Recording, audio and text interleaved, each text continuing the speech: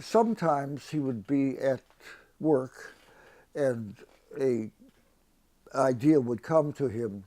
So he told me that sometimes he would be in the process of hanging a window frame and not having anything to write on, he would inscribe the lines on the frame, and then he would finish the job and the frame would be intact, and he would wait till everybody had gone home, and he would rip open what he had done so that he could then transcribe what he said. And then sometimes he would find a way to write by those portable toilets.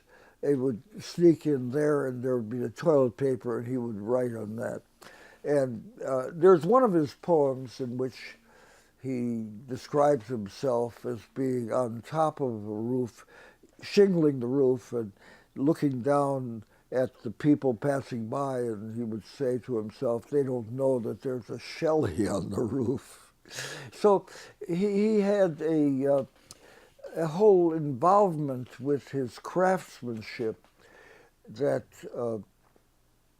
was part of his nature, and it tied in his craftsmanship and his poetry. They were of the same order of importance to him.